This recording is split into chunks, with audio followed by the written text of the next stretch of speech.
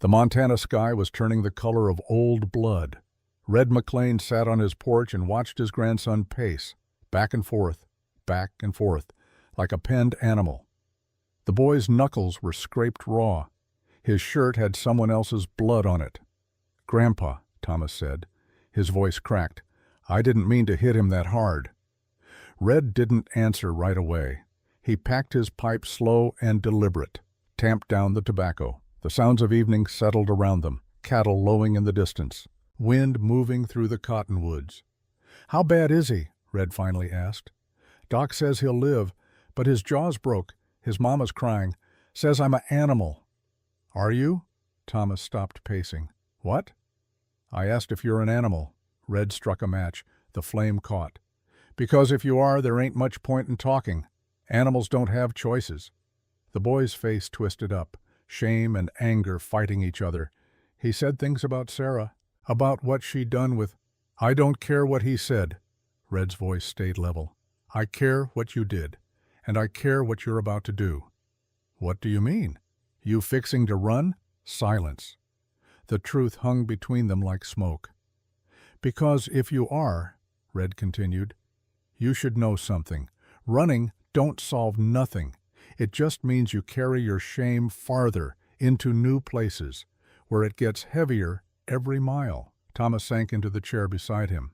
16 years old, and already learning that being a man meant living with what you'd done. "Let me tell you a story," Red said, "about a man who tried to disappear, who rode all the way to the edge of the world and thought that'd be far enough. I don't want a story, Grandpa. I know what you want. You want me to tell you it'll be all right, that this'll blow over." Red drew on his pipe. "But I ain't gonna lie to you, boy. So instead I'm gonna tell you something true, about what happens when you face your demons, and what happens when you don't." The sun touched the horizon. The whole valley went golden. "This happened back in the winter of 1883, Red began, "up in the Wyoming Territory, in a town called Sage Hollow." He paused, let the silence stretch. "They called him Black Carver by the time the legend was done with him, but I knew him before, when he was just Eli, just a man trying to do right in a world that don't always let you." Thomas leaned forward to spite himself. "This is the story they tell in the mountains," Red said quietly, "about a widow and a ghost, about a town that had to choose, about what a man will do when the only thing he's got left to lose is the woman who saved his soul." The old man's eyes went distant, seeing things that happened a dozen years back, things that still mattered. "I was there for some of it, heard the rest from folks who were, and every word of it is true." Red settled deeper into his chair. "It started with a funeral." The wind was a blade against Clara Rollins's face. It whipped her black mourning dress against her legs, made her eyes water, or maybe that was something else entirely. She pushed the shovel into the frozen earth one more time. The ground fought her, resisted like it didn't want to take what she was offering.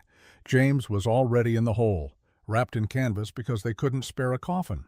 The few people from Sage Hollow who'd bothered to come stood 30 yards back. Their faces were pinched tight, not from the cold, from something worse, from the kind of judgment that settles on a town when tragedy strikes and folks need someone to blame. Clara could feel their eyes, could hear the thoughts they weren't saying out loud. James Rollins was a fool, pushed too hard, talked too loud, got himself killed over a piece of dirt that wasn't worth dying for. She threw another shovel of earth onto her husband's body. The sound of dirt hitting canvas made her stomach turn, but she kept going. Because there was nobody else to do it. The preacher had spoken his words and left. The diggers had refused to touch a grave for a man who died the way James did. So Clara dug it herself. She was 24 years old, a widow, alone. The last shovelful went on. She tamped it down with the back of the blade. Then she stood there, breathing hard, hands blistered inside her gloves, looking at the mound of earth that held everything she'd loved. Behind her, wagon wheels creaked. The townspeople were leaving. Duty done. They'd witnessed the burial. That was enough. Clara didn't turn around, didn't watch them go. She pulled off her gloves, took James's hat from where she'd hung it on the shovel handle. It still smelled like him. Sweat and tobacco, and the pomade he used on Sundays. "I'm sorry," she whispered. "I'm sorry I wasn't brave enough to die with you." The wind took her words, scattered them across the Wyoming plains, then, quieter, harder. "But I'm not brave enough to die at all." She set the hat on the grave, turned her back, started walking toward the little cabin that wasn't hers anymore. The banker had made that clear. 1 week, that's all she had. The mountains rose in the west, purple and gray against the winter sky. They looked like teeth, like the world was trying to swallow the sun. Clara had come west with dreams, her and James both. They were going to build something with their own hands. A life, a future, children maybe, a piece of land that was theirs and nobody else's. They'd had it for 11 months. Then Silas Croft decided he wanted their water, and James decided to fight. And 3 men with guns decided the matter permanently. Now James was in the ground, and Clara was walking back to an empty cabin. And the dreams were buried deeper than any grave could hold. The next morning brought the banker. Mr. Henderson arrived in a buggy, fat and pink-faced and smelling of bay rum. He cleared his throat, wouldn't look Clara in the eye. Explained the situation like he was reading from a ledger. The loan was in James's name. With him gone and no way to make payment, well, the bank had no choice. Surely she understood. These were hard times. Business was business. 1 week to vacate the property. He left her standing in the doorway, drove away without looking back. Clara watched the dust settle behind his buggy. Then she went inside, started going through what little they had, trying to figure out what could be sold, what might bring enough coin for a stagecoach ticket, though she had no idea where she'd go. She had no family back east. Her parents were dead. Her sister had married a man who made it clear Clara wasn't welcome in his house. She'd burned those bridges when she married James, when she chose the frontier over safety. Now safety was gone, and the frontier didn't want her either. She laid out James's tools in the yard. The good German steel axe he'd been so proud of, the plow they'd nearly starved to buy, his hammers and saws, and the rocking chair he'd made for her last spring. Neighbors came, but not to buy. They came to stare, to whisper, to shake their heads. Goodwife Albright pursed her lips, muttered something to her husband about bad luck, about how misfortune clung to some people like a sickness. Her husband picked up the axe, weighed it in his hands, set it down without a word. "Cursed," he said, loud enough for Clara to hear. "Tool used by a dead man brings a curse." They left, empty-handed, taking their superstition with them. Others followed, same pattern, same whispers. The widow Rollins was touched by violence, by death. Nobody wanted any part of it, not even good steel at a fair price. By sunset, Clara hadn't sold a single thing. She tried the town next. Sage Hollow wasn't much. Single dusty street. Wooden buildings with false fronts trying to look bigger than they were. A saloon. A mercantile. A hotel.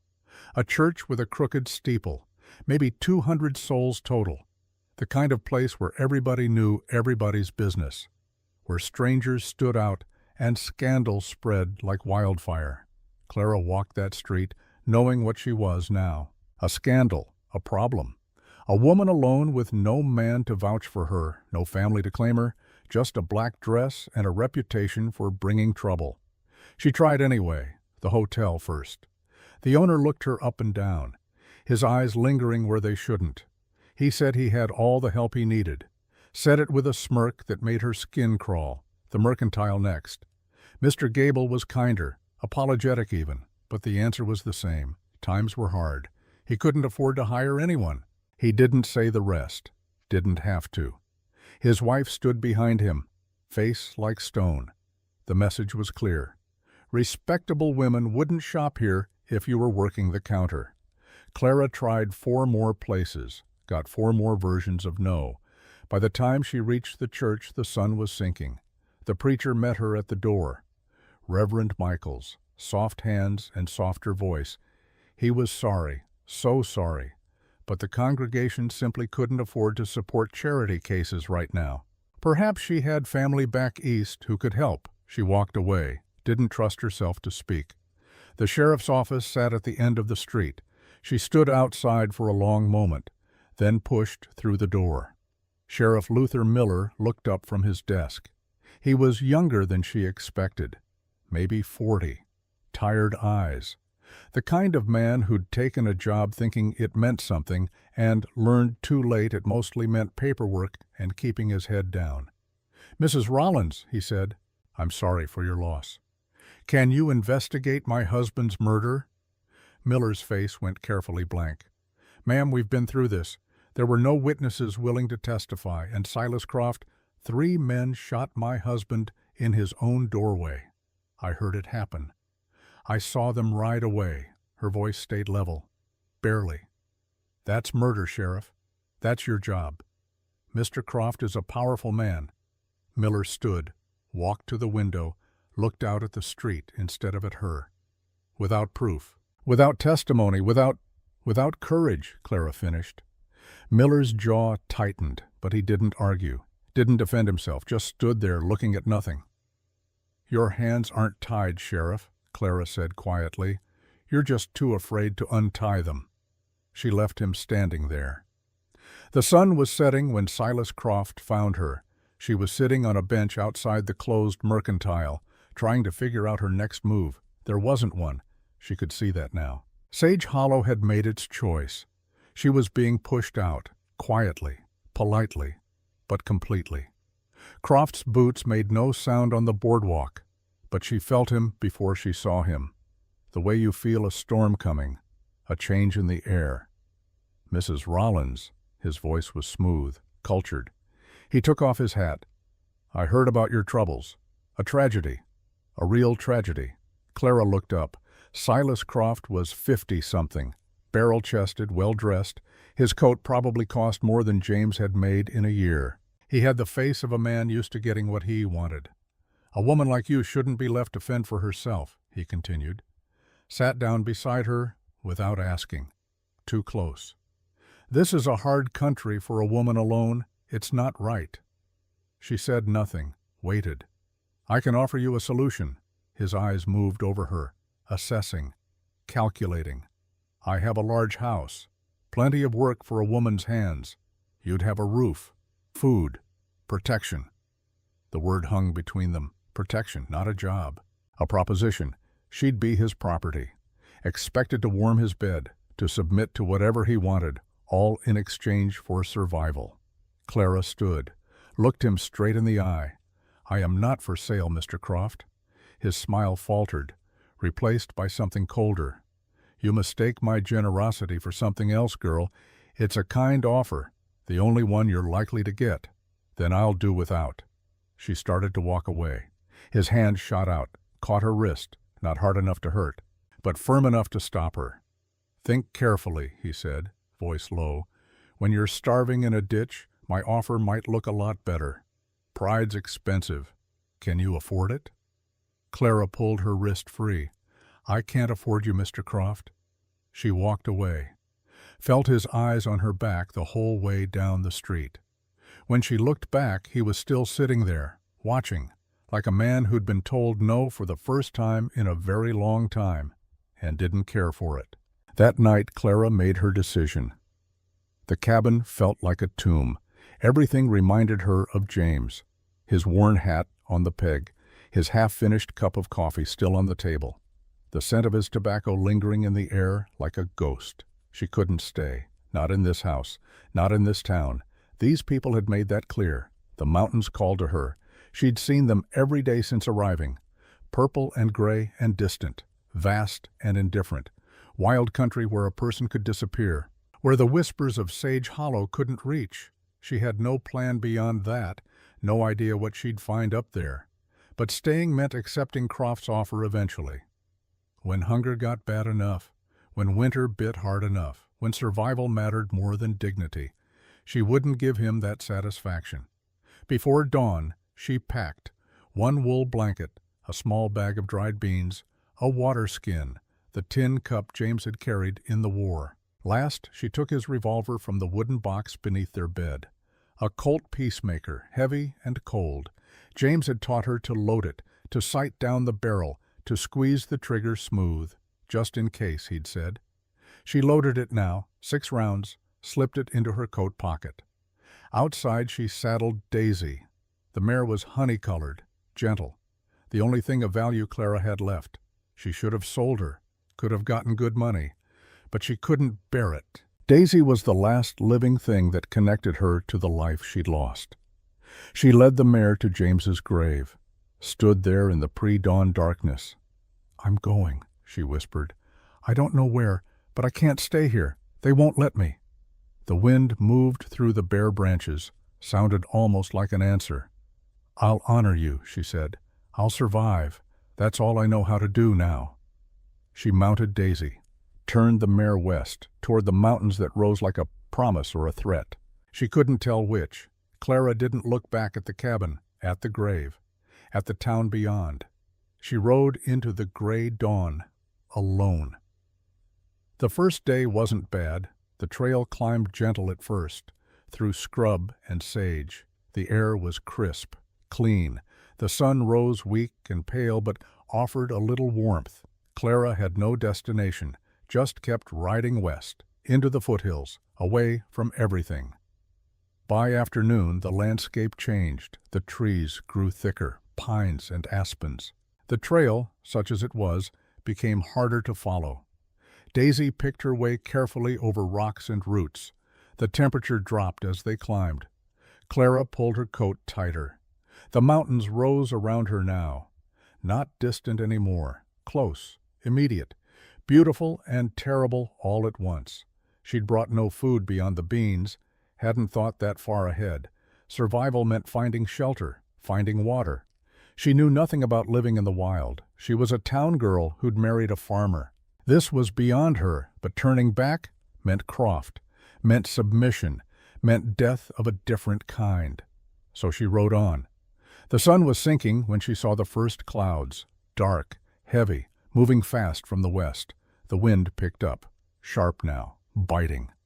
The temperature dropped 10 degrees in as many minutes. Snow began to fall. At first it was gentle, beautiful even.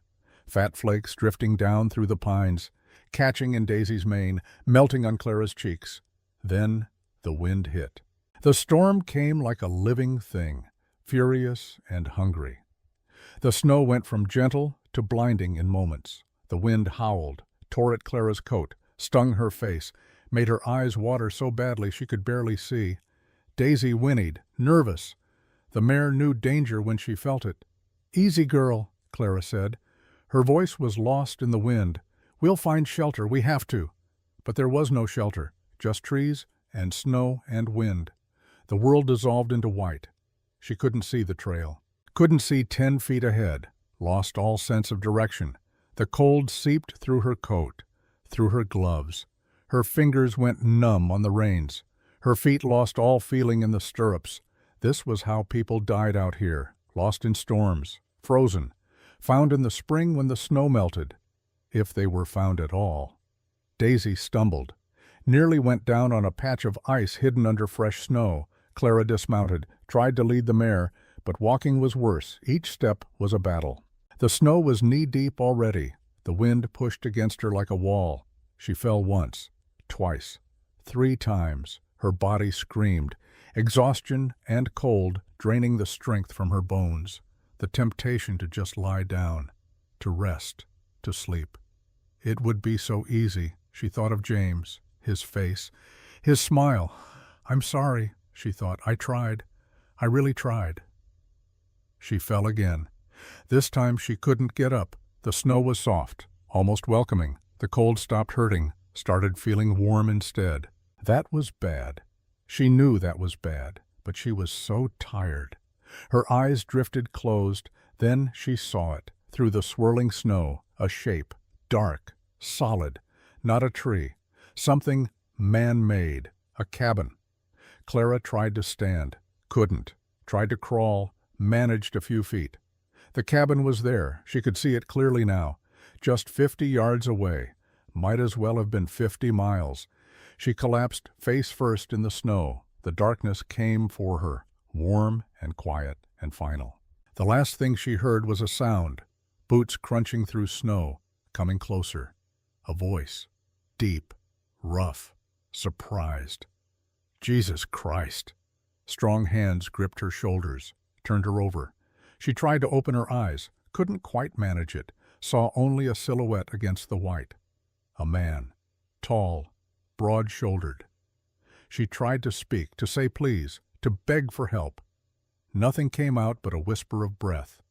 The hands slid under her, lifted her like she weighed nothing.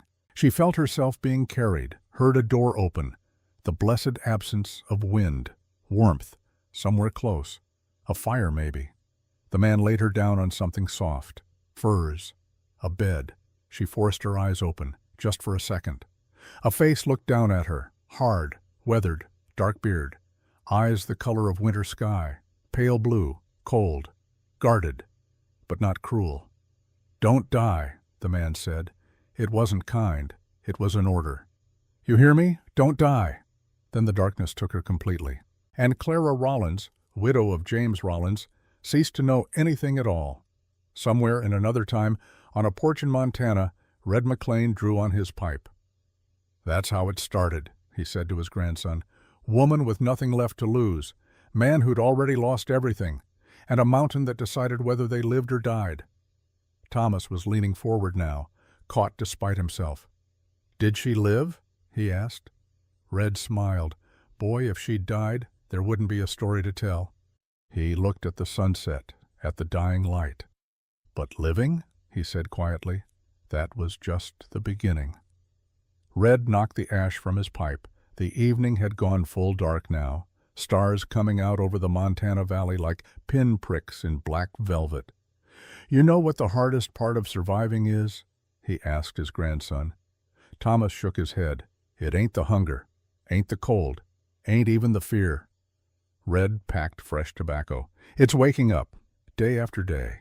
When you got nothing left worth waking up for, that's when you learn what you're made of." He struck a match. The flame illuminated his weathered face. Clara learned that in Eli Carver's cabin. And Eli? Well, he learned something too. The flame died. Darkness returned. He learned that sometimes saving someone else is the first step to saving yourself. Warmth was the first thing Clara registered. Deep, penetrating warmth that seemed to reach into her bones. She became aware of it gradually, the way dawn comes, not all at once but in degrees. Then came sensation, heavy weight over her, rough texture against her skin, the smell of wood smoke and pine, and something animal, furs. She was buried under furs. Her eyelids felt like lead. She forced them open. Dim light, flickering. A fire somewhere close. Log walls, rough-hewn, chinked with mud and moss. A single room, small, sparse, a cabin. She tried to sit up. Her body screamed in protest. Every muscle ached. Her hands were wrapped in something, bandages, her feet too. She was wearing a shirt that wasn't hers, too big, smelling of tobacco and leather. "Don't move yet." The voice came from her left, deep, rough, the same voice from the storm. Clara turned her head, slowly. Everything hurt. A man sat in a chair by the fire. He wasn't looking at her, just staring into the flames. His profile was all angles and shadows, strong jaw, dark beard, untrimmed, hair touching his collar. He wore buckskin and worn denim, completely still, like a part of the cabin itself. "Where—" Her voice came out as a croak, dry, painful. The man stood, no wasted movement, efficient. He crossed to the hearth, where a pot hung over the fire, ladled something into a wooden bowl, brought it to her. He knelt beside the pallet, still not quite looking at her, held out the bowl. "Drink," he said. It wasn't a suggestion. Clara pushed herself up on her elbows, took the bowl with shaking hands. The bandages made her clumsy. The bowl nearly slipped. His hand shot out, steadied it. Calloused fingers, scarred knuckles. He held it while she drank. Broth. Hot. Salty. Rich with the taste of venison. It was the most wonderful thing she'd ever tasted. She drank greedily, felt strength returning with each swallow. When she finished, he took the bowl, set it aside, returned to his chair without a word. Clara watched him, trying to understand, to piece together what happened. "You found me," she said. "In the storm." He didn't respond, just stared at the fire. "How long have I been here?" 3 days. His voice was like gravel, unused to speaking. He offered nothing more. Clara looked down at her bandaged hands. "My fingers?" "You'll keep them. Feet too." But it was close. She closed her eyes, relief flooding through her. She'd heard stories of frostbite, of amputations, of people losing pieces of themselves to the mountain cold. "Thank you," she whispered. The man shifted in his chair, uncomfortable, like gratitude was a language he didn't speak. "Storm's not done," he said. "You'll stay until it passes." It wasn't an invitation, just a statement of fact. She was here. The storm made leaving impossible, that was all. Clara studied him more carefully now. He was big, tall, broad across the shoulders. His face was weathered by sun and wind, lines around his eyes that spoke of hard years. His eyes themselves were pale blue, startling against his tanned skin. Cold eyes, guarded, but he'd saved her life. "What's your name?" she asked. Long silence, so long she thought he wouldn't answer. Then, "Eli Carver." "I'm Clara Rollins." No response. He just kept staring at the fire like it held answers to questions she couldn't hear. "Thank you for saving my life, Mr. Carver." Something crossed his face, too quick to read. He stood abruptly, walked to the door, pulled on a heavy coat. "Where are you going?" "Trap lines." He opened the door. Wind and snow blasted in. He stepped out into it without another word. The door closed behind him. Clara was alone. She looked around the cabin properly now. It was austere, almost aggressively plain. A table, 2 chairs, the bed she was in, the hearth with its cooking pot, rifles mounted on the wall, 3 of them, well-maintained, oiled, ready, no decorations, no pictures, no books, nothing personal at all. This wasn't a home. It was a place to exist, nothing more. Clara lay back down, pulled the furs over herself, wondered what kind of man lived like this, what he was hiding from, or hiding. Outside, the wind howled, the cabin walls creaked, but she was warm, safe, alive. For now, that was enough. The days developed a rhythm. Eli would rise before dawn, build up the fire until it roared, leave a plate of food on the hearth for her, salt pork or dried venison. Coffee so bitter it made her eyes water. Then he'd pull on his coat and disappear into the white wilderness. Sometimes he'd be gone for hours, sometimes the whole day. He'd return with game slung over his shoulder. Rabbits, once a grouse. He'd dress them outside, come in with meat for the pot, say nothing, just go about his work like she wasn't there. Clara healed slowly. The bandages came off after a week. Her fingers were her own again, pink and tender, but working. She could walk, could tend the fire, could make herself useful. She started cleaning, swept the rough plank floor with a broom made of bound twigs, washed their few dishes in melted snow, took the rabbits he brought and made stew, added the dried beans from her pack, made it stretch. Eli accepted her contributions silently, but he ate, every last bite. That felt like something, not gratitude, not friendship, but acknowledgement at least. The silence between them was vast. He volunteered nothing. When she tried to make conversation, his answers were clipped, single words when possible. "Where are you from?" "East." "How long have you been up here?" "Long enough." "Do you have family?" He looked at her then, for the first time really looked at her. His pale blue eyes were flat, empty. "No." The word had weight to it, finality. She didn't ask again, but she watched him, learned his patterns. He moved with an economy that suggested military training or something like it. No wasted motion, everything deliberate. When he cleaned his rifles, it was with a precision that spoke of long practice, of ritual. He was dangerous. She knew that instinctively. Not to her, at least not yet. But there was violence in him, controlled, banked like a fire, but present. The rifles on the wall weren't decorative. The knife he wore wasn't for show. This was a man who'd killed before, who could kill again. Yet he'd saved her, bandaged her hands with unexpected gentleness, made sure she ate, gave her his bed while he slept on the floor by the fire. Clara didn't understand him, wasn't sure she wanted to, but the storm raged on, and she had nowhere else to go. 2 weeks in, something shifted. Clara was stirring the stew when Eli came back from checking his traps. He had a lean hound with him. The dog had been living in a small lean-to outside. Eli called him Blue. The hound usually stayed away from Clara, wary, but today he trotted over, sniffed her hand, let her scratch behind his ears. Eli watched from the doorway. Something changed in his expression, so slight she almost missed it. The corners of his mouth, not quite a smile, but close. "He likes you," Eli said. It was the first observation he'd made that wasn't about survival. "He's a good dog," Clara replied. Eli hung up his coat, came to the fire. For the first time, he didn't immediately retreat to his chair.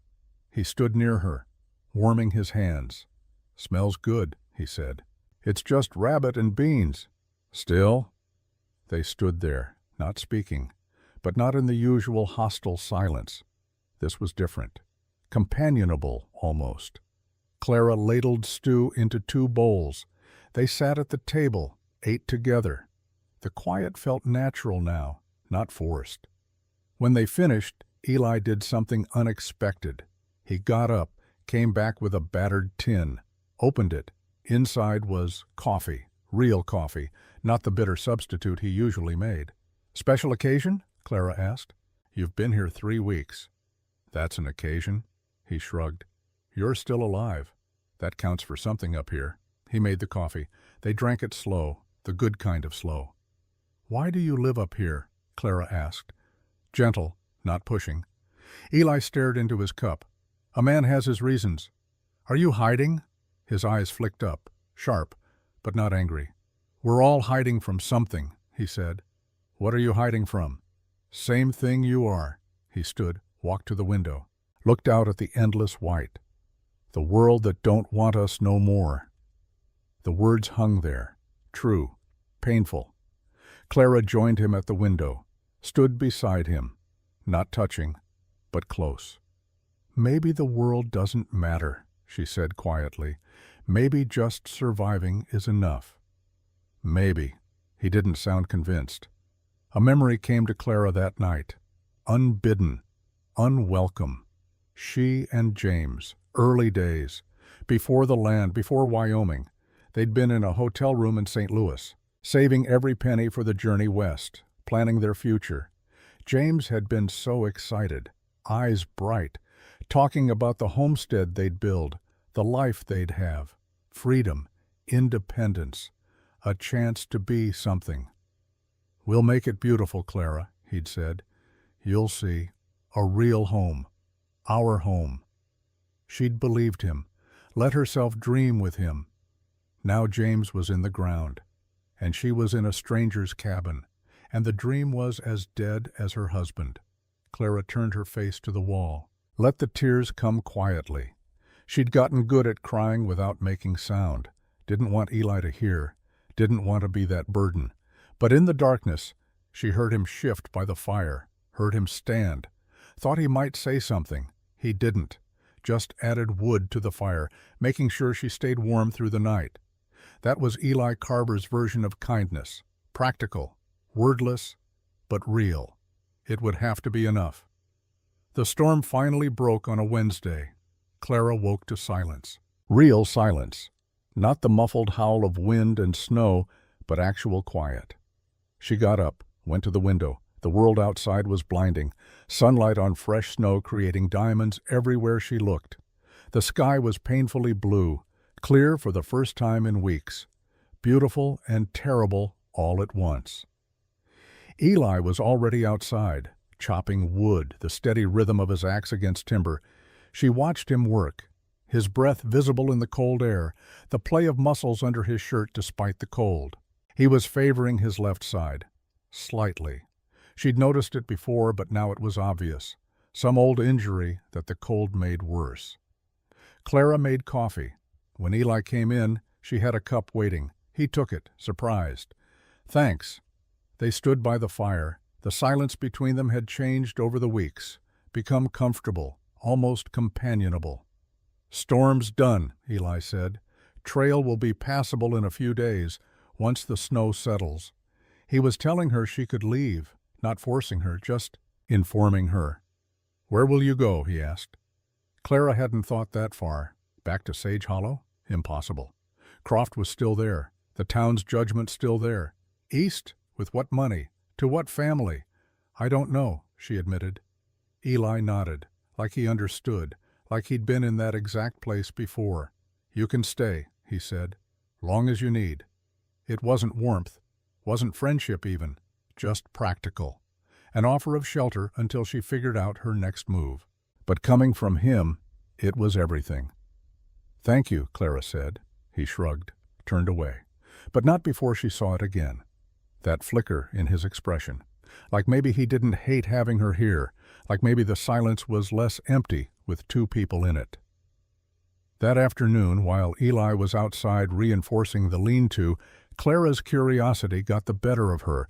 She'd respected his privacy for weeks, hadn't touched his things, hadn't pried, but the cabin was small, and there was so little in it, just the barest necessities for survival, except for one thing. On a crude shelf above his bedroll, the spot he'd given up for her, sat a worn leather-bound book. It was the only personal item in the entire cabin. Clara knew she shouldn't, knew it was a violation. But her hands reached for it anyway. The leather was scarred, dark with age and use. No title on the cover. She opened it carefully. A journal. The writing was rough, forceful.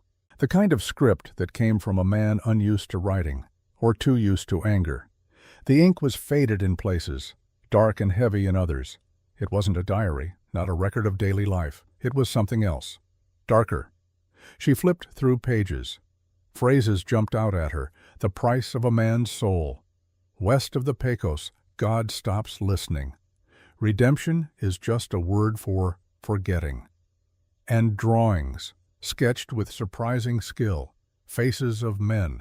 Hard faces, mean faces, maps of terrain, rivers, canyons. And something else. Something that made Clara's blood run cold. Diagrams. Street layouts with X marks. Positions marked in doorways, on rooftops. The cold geometry of planned violence, of ambush, of murder. And then she found the list. A dozen names, maybe more. Written in that same aggressive hand. Henry Sloan, Marcus Thorne, the Miller brothers, Jack Prescott. Each name had a date beside it. And through each name, a thick, dark line had been drawn, crossing them out with brutal finality. These weren't debts. This wasn't a ledger of business. This was a list of dead men. Clara's hands shook. The journal trembled. She should close it, put it back, pretend she never saw. But she kept reading, couldn't stop herself. Near the back, a different kind of entry, the handwriting looser, almost frantic. Kansas, the girl with the doll. I can still see her, will always see her. This is the price. This is what I bought with blood. Samuel, forgive me. I kept my promise. I kept you safe. But the cost. God, the cost. Footsteps outside. Clara slammed the journal shut, hands shaking violently. She shoved it back on the shelf, backed away, made it to the fire just as the door opened. Eli stepped in, arms full of split wood. He looked at her, really looked. His pale blue eyes narrowed. "You all right?" "Fine." Her voice came out too high, too quick. He knew. She could see it in his face. Knew she'd been into something. But he didn't ask, just set down the wood, started stacking it by the hearth. The silence stretched. Different now. Charged. Dangerous. Clara's mind raced. The list. The names. The drawings. This wasn't just a man hiding from the world. This was a killer. A man who'd murdered. Multiple times. Methodically. And she was alone with him. miles from anywhere, at his mercy. Eli straightened, looked at her again. Something in his expression had changed, hardened. "I'm going to check the traps," he said. "Before dark." He pulled on his coat, didn't look at her again, walked out. Clara stood frozen by the fire, heart pounding, mind screaming at her to run, to get Daisy, to leave now while he was gone. But where would she go? The snow was still deep, the cold still deadly. And she had nothing. No food, no supplies. She'd die before she made it down the mountain. She sank into the chair, put her head in her hands. What had she gotten herself into? Who was Eli Carver? And what had he done? Night fell. Eli didn't return. Clara paced the cabin. Every shadow looked threatening now. Every creak of the walls sounded like footsteps. The rifles on the wall seemed to watch her. She thought about the revolver in her pack. James's peacemaker. It was still there, still loaded. She could get it, could protect herself. Against what? Against a man who'd shown her nothing but care? Who'd saved her life? Fed her? Gave her shelter? A man with a list of dead men in his journal. The door opened. Clara jumped, spun around. Eli stood in the doorway, covered in snow, a brace of rabbits in his hand. He looked at her fear, and something crossed his face, something that looked almost like pain. He hung up the rabbits, closed the door, started to remove his coat, then stopped. "You found it," he said. Quiet, not a question. Clara couldn't speak, couldn't lie. "The journal," Eli continued. He turned to face her. "You read it." I'm sorry, I shouldn't have." "No," he cut her off. "You shouldn't have. But you did." He moved to the shelf, took down the journal, held it, looked at it like it was something poisonous. "So now you know," he said. "Or you think you do. Those names, dead men. Yes. You killed them." Eli's jaw tightened. "Some of them, not all, not the way you think." He tossed the journal onto the table, sat down heavily, looked older suddenly, tired. "I'm not going to hurt you, Clara." His voice was rough, raw. "If that's what you're afraid of, I've done terrible things, but not to women who've done nothing wrong, not to people who don't deserve it." "How do I know that?" "You don't." He met her eyes. "You don't know anything about me. And maybe that's better. Maybe you should leave soon as the trail clears. Get away from me. From this place. From whatever you think I am." Clara stayed where she was, heart still racing, but something in his voice, in his eyes. It wasn't the voice of a man threatening her. It was the voice of a man warning her. About himself. "Who are you?" she whispered. "Nobody," Eli said. "That's the point. I came up here to be nobody, to disappear." "From what?" He looked at the journal, then at her. "From the man I used to be." They didn't speak again that night. Eli gave her space, kept to his side of the cabin, tended the fire, skinned the rabbits, made stew, set a bowl near her, didn't try to talk. Clara ate mechanically, mind churning. She should be terrified, should be planning escape, but something didn't fit. The man she'd lived with for weeks didn't match the list in that journal. That man was careful, quiet, gentle even in his way. He'd bandaged her hands, made sure she stayed warm, shared his food, his shelter. The man in that journal was something else entirely. Unless he'd changed, unless he was running from that man, trying to bury him in these mountains. From the man I used to be. Clara looked at Eli across the cabin. He sat by the fire, staring into the flames like he always did, searching for something he'd never find. She thought about James, about how he'd fought Croft, stood up for what was right, and died for it. She thought about the town, how they'd judged her, cast her out, because of circumstances beyond her control. Maybe the world was full of people running from things they couldn't change. Maybe Eli Carver wasn't a monster. Maybe he was just a man carrying weight too heavy to set down. Clara made a decision. She picked up her bowl, crossed the cabin, sat in the chair opposite him. Eli looked up, surprised. "I'm not leaving," she said. "You should." "Probably." She took a bite of stew. "But I'm not." "Why?" Because you saved my life." She met his eyes. "Because you've had 3 weeks to hurt me and haven't. Because whatever you were, whatever you did, it's not who you are now." Eli's expression cracked. Just slightly. Like she'd touched something he'd thought was dead. "You don't know what I've done," he said quietly. "No, I don't." Clara set down her bowl. "But I know you could have left me in the snow. You didn't. That's who you are now. That's what matters." Silence stretched between them. Different now. Not hostile. Not quite trusting, but something new, something neither of them had words for. "I won't ask about your past," Clara said. "If you don't ask about mine." Deal. They ate in silence. But it wasn't empty anymore. It was full of everything they weren't saying, everything they both needed not to say. When they finished, Eli stood, started cleaning up, stopped, looked at her. "Thank you," he said. "For what?" "For not running," Clara smiled, small, sad. "Where would I go?" "Fairpoint." He almost smiled back, almost. It was the closest thing to warmth she'd seen from him. It would have to be enough. That night, Clara lay under the firs, listening to the fire crackle. Eli was on his bedroll by the hearth, breathing deep and steady, asleep or nearly so. She thought about the journal, the names, the violence it implied, but she also thought about the man who'd bandaged her hands, who'd saved her life, who was so clearly trying to be better than whatever he'd been. People weren't just one thing. James had taught her that. He'd been gentle with her, but fierce against injustice. Kind to friends, but unmerciful to liars. People contained multitudes. Maybe Eli Carver did too. Maybe the ghost he was running from was himself. And maybe she understood that better than anyone. Because wasn't she doing the same thing? Running from the Clara who'd hidden inside while James was murdered?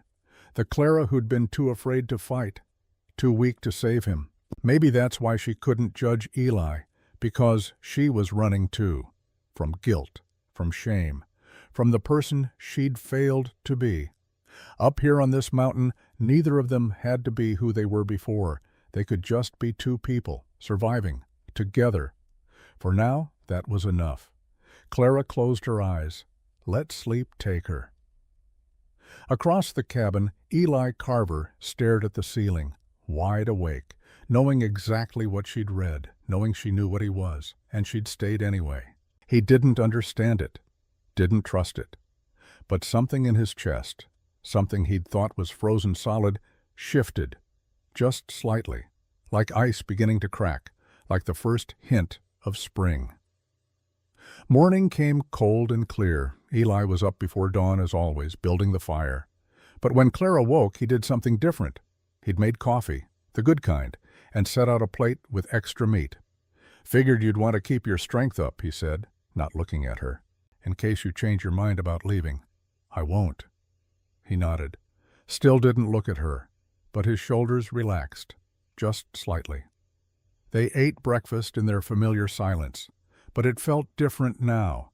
The air between them had changed, not easier, but honest. After, Eli stood, started pulling on his coat. "I need to split more wood," he said. "Cold snap coming, I can feel it. Let me help." "You don't need to." "I want to." Something passed between them, an understanding. She wasn't a guest anymore, or a burden. She was choosing to be here, to share the work, the survival. They went outside together. The sun was brilliant on the snow, the air so cold it hurt to breathe, beautiful and merciless. Eli set up at the chopping block, started splitting logs with efficient, powerful swings, but Clara noticed again he was favoring his left side. The swing wasn't quite even, and twice she saw him wince. "You're hurt," she said. "Old injury, acts up in the cold." "Let me see." "It's fine." "Mr. Carver," she put her hands on her hips, "I've been watching you favor that shoulder for 2 weeks. It's getting worse. Either you let me look at it, or you're going to lose use of that arm. Your choice." He stopped mid-swing, looked at her, really looked at her. And for the first time since she'd arrived, she saw something almost like respect in his eyes. All right, he said, but not out here. Inside. They went back to the cabin. Eli sat in the chair, started to unbutton his shirt, stopped, looked at her. This ain't going to be pretty, he warned. I've seen worse. She hadn't, but she needed him to believe she could handle it. He removed his shirt. Clara's breath caught. The scar was massive, high on his left shoulder, old, badly healed. The tissue was twisted, angry red even years later, an old bullet wound that had never been properly treated. God, she whispered. Abilene, 74. Eli's voice was flat, distant. Man I thought was my friend. Clara moved closer, examined it. The wound had healed wrong, scar tissue limiting his range of motion. And now infection was threatening, red streaks spreading from the old injury, inflammation, the cold making it worse. This needs to be cleaned, she said, really cleaned, properly. Or you're going to lose the arm, maybe more. Can you do it? She thought about James, about how she'd dressed his wounds when he'd cut himself working, about her mother who'd been a nurse before marrying, about everything she'd learned and everything she'd have to improvise. Yes, she said, but it's going to hurt. Everything hurts up here, Eli said. Get to it. Clara heated water, found clean cloth, whiskey for sterilization. She worked carefully, thoroughly, cleaning the infected tissue. Eli sat perfectly still, jaw clenched. But he didn't flinch, didn't make a sound. As she worked, he spoke, quiet, like the words were being pulled from him. The man who shot me. We'd worked together for 2 years. I thought we were brothers, but he sold me out for $50 and a bottle of rye. Clara kept working, didn't interrupt. I survived. He didn't. Eli's voice was hollow. That's when I learned. Trust is expensive, and people are cheap. Not all people, Clara said softly. No? She finished cleaning the wound, started bandaging. Her hands were steady despite being so close to him, despite the intimacy of it, touching his bare skin, feeling the heat of him, the strength. Not all people, she repeated. Some people are worth trusting. And how do you know which is which? You don't, not for certain. She tied off the bandage. You just have to take the risk. Eli looked at her. Their faces were inches apart, his pale blue eyes searching hers. Why are you here, Clara? He asked. Really, why stay with a man like me? Because you're here with me, she said simply. And neither of us has anywhere else to be. The moment stretched, fragile, charged with something neither of them wanted to name. Then Eli pulled back, stood, put his shirt on carefully. Thank you, he said, his voice rough. You're welcome. He walked to the window, looked out at the endless white. Storm's coming, he said. A bad one. I can smell it. Clara joined him, stood beside him, close but not touching. We'll be all right, she said. He glanced at her. Something shifted in his expression, a crack in the armor he wore. Yeah, he said quietly. Maybe we will. But outside, clouds were gathering on the western horizon, dark, heavy, moving fast. The mountain wasn't done with them yet, and neither, Clara suspected, was the past. In Montana, Red knocked ash from his pipe. That's when it started to change, he told his grandson, when two people alone started becoming two people together, when ghosts started remembering they used to be human. Thomas leaned forward. What happened next? Red smiled, sad, knowing. The past came calling, boy, like it always does. And when it did, he shook his head. They had to choose, run again, or stand and fight. He looked at the stars. And that's when things got dangerous. The cold broke 3 days later. Not warm, not spring, but a reprieve. The kind of winter day when the sun remembers its job and the wind takes a breath. The sky went from iron gray to pale blue. The temperature climbed just enough that being outside didn't hurt. Eli appeared at dawn with his fishing gear. Come on, he said. Clara looked up from the fire. Where? Creek's frozen solid. Ice is thick. Fish are slow, but they're there. He paused, awkward. like he wasn't used to inviting anyone anywhere. Figured you could use some air before you go mad staring at these walls. She smiled. Give me a minute. He bundled her in a spare fur-lined coat. Too big for her, it smelled of pine smoke and Eli. She wrapped it tight and followed him into the brilliant morning. The world was blinding, sun on snow creating a white fire that made her eyes water. But it was beautiful, too. The aspens stood like silver sentinels. The pines held their snow like offerings. In the distance, the peaks rose sharp and pure against the blue. They walked in silence, companionable now, their boots crunching through the crust of old snow. Blue the hound ranged ahead, nose down, tracking some scent only he could smell. The creek was a quarter-mile from the cabin. When they reached it, Clara understood why Eli had brought her. The ice was crystal clear in places. She could see the water moving beneath, dark and alive. A reminder that the world wasn't frozen solid, that life continued even when you couldn't see it. Eli chopped a hole with his axe. Methodical strikes. Ice chips flying. When he broke through, water bubbled up, black and cold.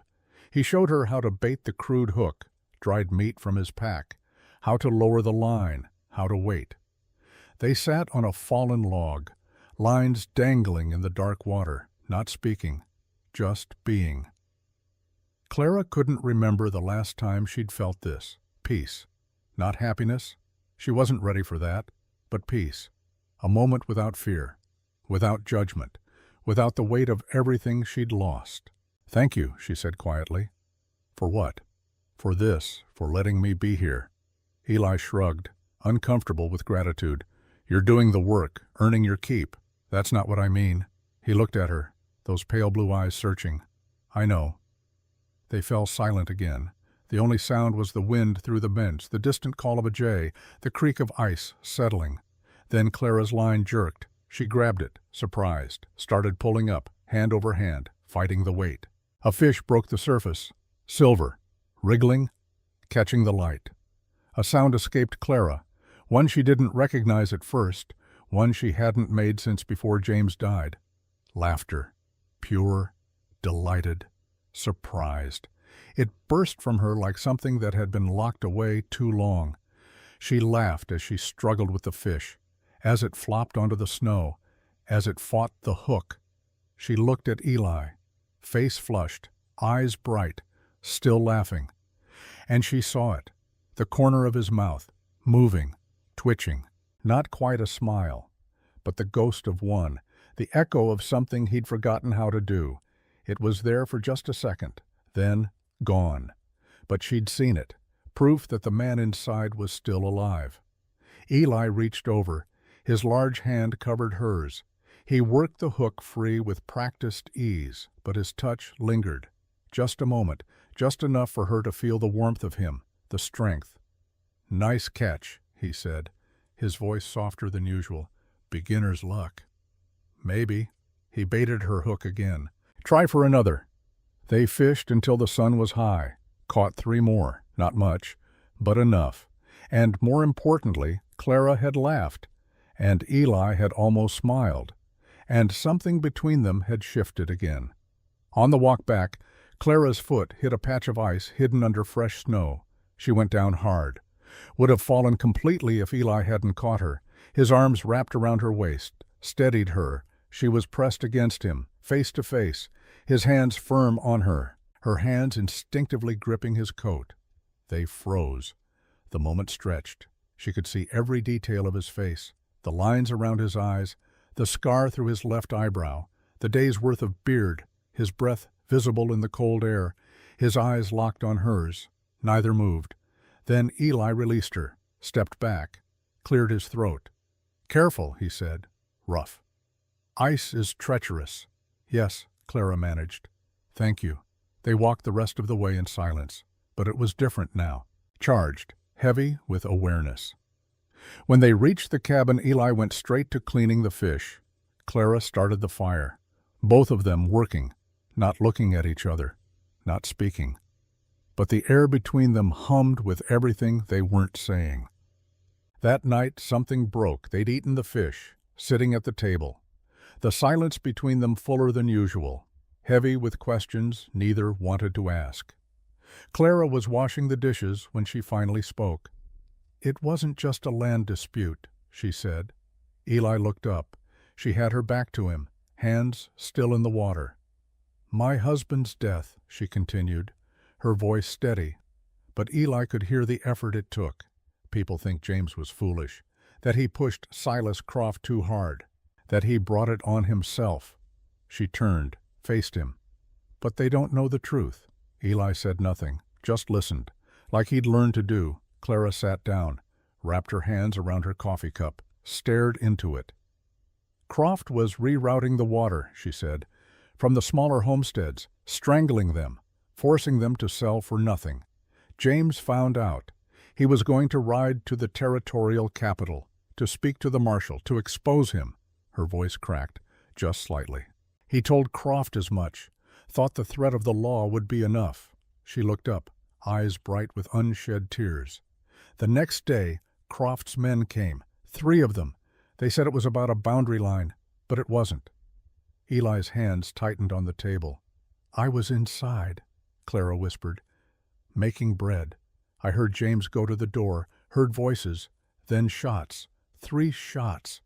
By the time I got outside—" A tear slipped down her cheek. He was already gone. And the silence that followed was absolute. Just the crackle of the fire, the wind outside, the weight of her confession. "The worst part," she said, voice barely audible, "is the guilt. I was inside, safe. I heard the shots, and I froze. I didn't run out, didn't try to stop them. I just froze, like a coward." "You'd have died too," Eli said quietly. "Maybe that would have been better." She wiped her eyes roughly. "He was the brave one, the good one, and I survived. I feel like I stole his life by being too afraid to share his death." Eli stood, walked to the fire, stared into the flames, his back to her. When he spoke, his voice was rough, raw. "Guilt is a heavier burden than a coffin," he said. "It'll grind you into dust. Carry it long enough, you forget what it felt like to stand up straight." He turned to face her. "I know." Clara watched him, waiting. Eli's jaw worked, like he was fighting himself, fighting the words that wanted out. Then he crossed to the shelf, took down the journal, set it on the table between them. "You read some of this," he said. "Now I'll tell you the rest." He sat down, opened it, found a page near the back, stared at it. "Kansas," he said, 1874. "I was hired for a job. There was a dispute, cattle rights, grazing land. My employer wanted a man removed." His voice went flat, emotionless, like he was reading a report. It was supposed to be simple, a message, some intimidation, but it went wrong. The whole street erupted. Crossfire, chaos. He closed his eyes. There was a little girl playing on the boardwalk. She had a corn-husk doll. Red's voice cut through the story, gentle, guiding. "Now, I wasn't there for this part," he told his grandson, "but Eli told me about it once, years later, when we were both old enough to understand what scars don't heal." He paused. "And I'm going to tell it to you the way he told it to me, because some things you gotta see, not just hear about." The old man's eyes went distant. "Kansas, high summer, 1874. The street was dust and heat and bad intentions. Eli Carver stood in the shadow of the blacksmith's shop, 28 years old, already old in the ways that mattered, a hired gun with a reputation, fast, reliable. Didn't ask questions he didn't want answered.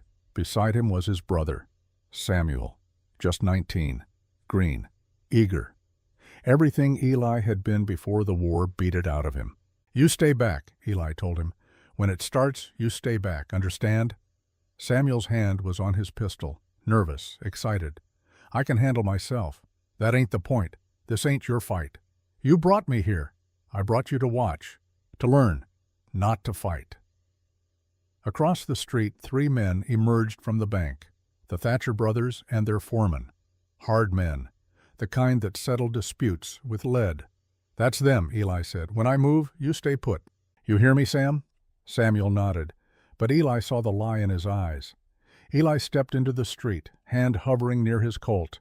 The sun was brutal, made everything sharp-edged and mean. "Thatcher," Eli called. "You know why I'm here." The eldest Thatcher smiled, no warmth in it. "Carver, heard you were fast. Guess we'll find out." It happened in seconds. Thatcher's hand moved. Eli's moved faster. His Colt cleared leather, fired. Thatcher went down. But the brothers drew too, and their foreman, and someone in a window. And suddenly the whole street was exploding with gunfire. Eli dropped behind a water trough, bullets splintering wood, kicking up dust, men shouting, horses screaming. He looked back for Samuel. His brother had drawn, was firing wild, panicked, at shadows and movement. And then Eli saw her, a little girl, maybe 6 years old, standing on the boardwalk 30 feet away, frozen, clutching a doll made of corn husks, too scared to run, too young to understand. "Get down!" Eli roared, but she couldn't hear him, couldn't move. Samuel fired again, his shot going wide, too far right. Eli saw it happen in slow motion. The bullet caught her, high on the chest. She went down like a puppet with cut strings. The doll flew from her hands, landed in the dust. The street went silent. Everyone stopped shooting, stared. Eli ran to her, dropped to his knees, gathered her up, so small, so light, blood spreading across her dress. Her eyes were open, confused. She tried to speak. Nothing came out but a bubble of red. Then nothing at all. Eli looked up. Samuel stood 20 feet away, gun dangling from his hand, face white as bone, staring at what he'd done. "I didn't," Samuel's voice broke. "I didn't see her. I didn't." Eli set the girl down gently, stood.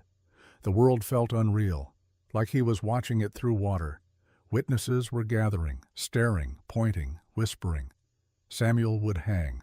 There was no question. A child, killed in a gunfight. Didn't matter that it was an accident. Didn't matter that he was young.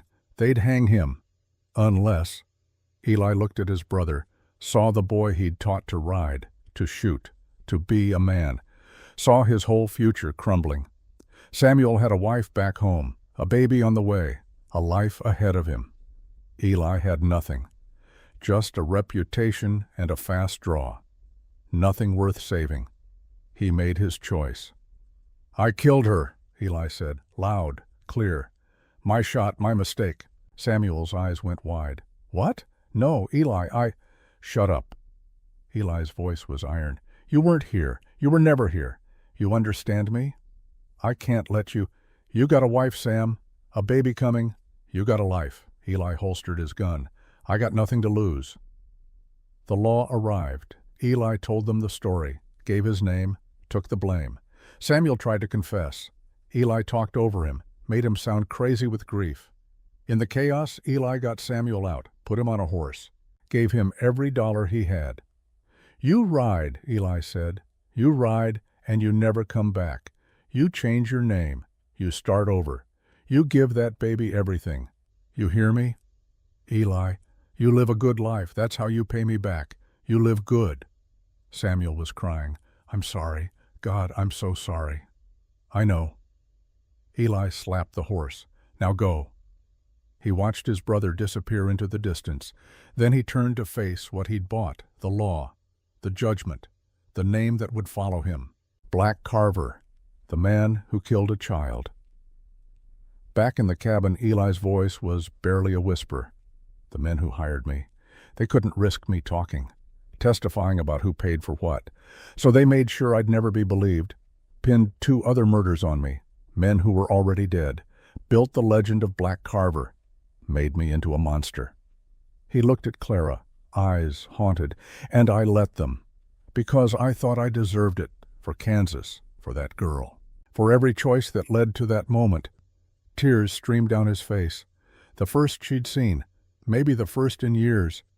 "I didn't pull the trigger, but I brought Sam there. I put a gun in his hand.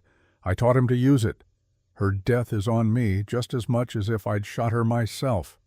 Clara stood, crossed to him, pulled him into her arms. Eli shook, years of buried grief breaking through. She held him, Let him break. Didn't speak, just held on. When he finally quieted, his voice was muffled against her shoulder. You said you're a coward for surviving. You're wrong. Surviving takes more courage than dying, and you're the bravest person I know. Clara pulled back, looked at him, at his tear-streaked face, at the man who'd carried this alone for a decade. You're not a killer, she said firmly. You're the most honorable man I've ever known. You don't know what I know enough. You gave up your life for your brother. That's not evil, that's love. Eli's face crumpled. He wept, really wept. And Clara held him through it. Two broken people, holding each other, carrying each other's weight, because nobody else would. Later, they sat by the fire, closer than before, not touching, but present, really present with each other. Does Samuel know, Clara asked quietly, what you gave up? He knows I took the blame, doesn't know how much it cost. Eli stared into the flames. I made him promise never to come forward, to protect his family, and he kept his word. Where is he now? Last I heard, he's a school teacher in some little town in Kansas, has 3 children, named the oldest one Eli. Clara's hand found his, squeezed. You saved him, she said. I ruined him. He carries guilt for what I did. No, you loved him, and love always costs something. They sat in silence, hands intertwined, the fire burning low. Outside, the wind picked up, a new sound. Different than before. Eli tensed, listening. What is it? Clara asked. Storm coming. He stood, walked to the window. Fast. I can smell it. Clara joined him. The sky was darkening, not with night, with weather. Clouds rolling in from the west, heavy, pregnant with snow. We'll be all right, she said. Eli looked at her. Something had changed in his eyes. A wall had come down, not all the way, but enough. Yeah, he said softly. Maybe we will. But even as he said it, another sound reached them, distant, faint, but unmistakable. A horse, approaching. Eli's hand went to his pistol, automatic, instinctive. Stay inside, he said. Eli, stay, inside. He grabbed his rifle, stepped out into the growing storm. Clara watched from the window, heart pounding, knowing without being told. The peace was over. The world had found them. The rider emerged from the trees like a ghost, old, wiry, riding a tired mule laden with furs and traps. Jebediah Moss. Clara recognized him from Sage Hollow, a trapper who worked the high country. Harmless, or so she'd thought. Blue growled low. Eli raised his rifle, not aiming, just ready. Whoa there, friend, Jebediah called, hands up.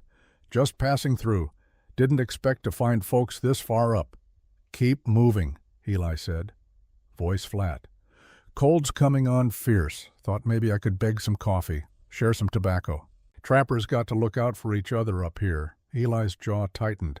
But mountain code was mountain code. You didn't turn away a traveler in a storm, not unless you wanted that sin on your soul. 5 minutes, Eli said. Then you're gone.